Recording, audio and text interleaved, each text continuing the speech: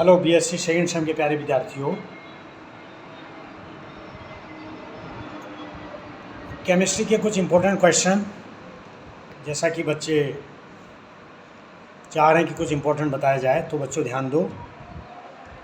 ये BSc second same में उन विद्यार्थियों के लिए है जो एनईपी के अकॉर्डिंग जिनकी केमिस्ट्री है और जिनके एग्ज़ाम जो हैं मई 2024 में है। स्पेशली हमारे शहीद दुर्गामल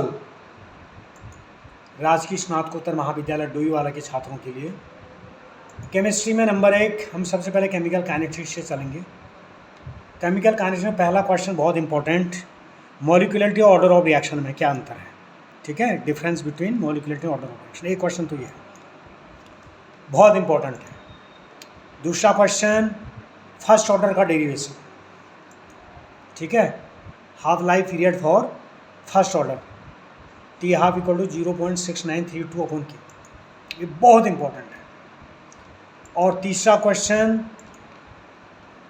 how to determine order of reaction, order of reaction को आप कैसे डिटरमिन करते हैं, कैसे निर्धारण करते हैं, उसके लिए 4 मेथड हैं, जिसमें से 2 मेथड बहुत इंपॉर्टेंट है। ये हाफ लाइफ पीरियड मेथड, जिसको हम फ्रैक्शनल मेथड भी कहते हैं, और दूसरा डिफरेंशियल मेथड। ये 2 इंपॉर्टेंट हैं, बहुत इंपॉर्टेंट, ये पक्का आने वाला है, इनको पढ़ लीजिए।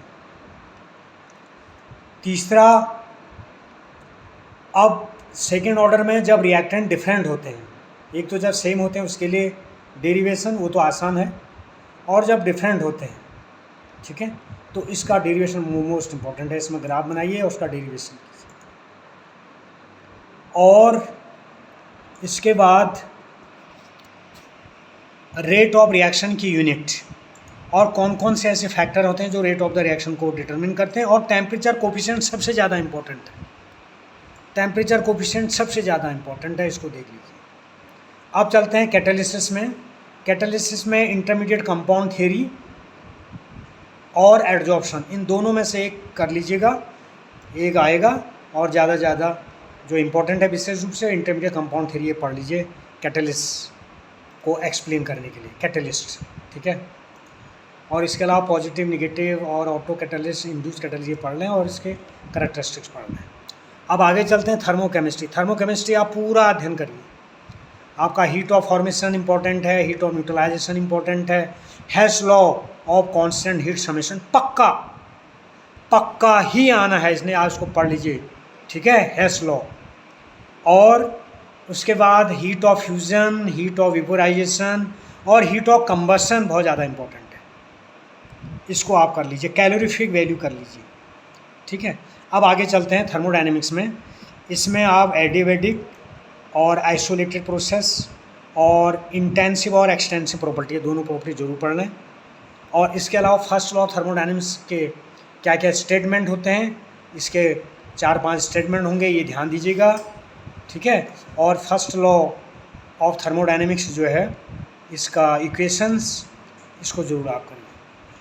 और इंटरनल एनर्जी में भी क्वेश्चन पूछा जाता है, आंतरिक ऊर्जा, इसको आप जरूर करिए। अब चलते हैं पहली यूनिट में, उसमें मॉलिक्यूलर ऑर्बिटल थ्योरी में आप F2, O2, N2 बहुत इंपॉर्टेंट है। N2 और O2 इन दोनों में से एक, और F2 में से एक, ये इंपॉर्टेंट हो गया।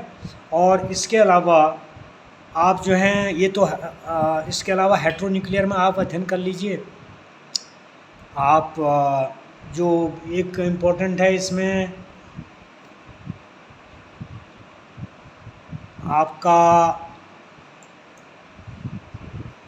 NO और CO, ठीक है, इन दोनों में से एक, NO CO में से एक, N2 O2 में से एक, और एक F2, ठीक है। इसका मॉलिक्यूलर ऑर्बिटल डायग्राम ये जरूर कर लीजिए। और MOT क्या होता है, ठीक है, इसको आप पढ़ लीजिएगा, इसका डेफिनेशन और इसका एग्जाम्पल अच्छे से बनाइए।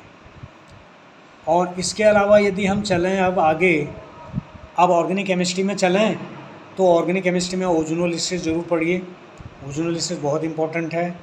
और एल्काइन का एसिडिक नेचर, ये बहुत इंपॉर्टेंट है।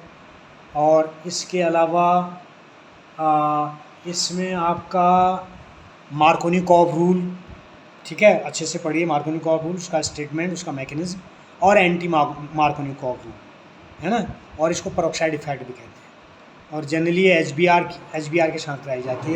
ये दोनों बहुत इंपॉर्टेंट है।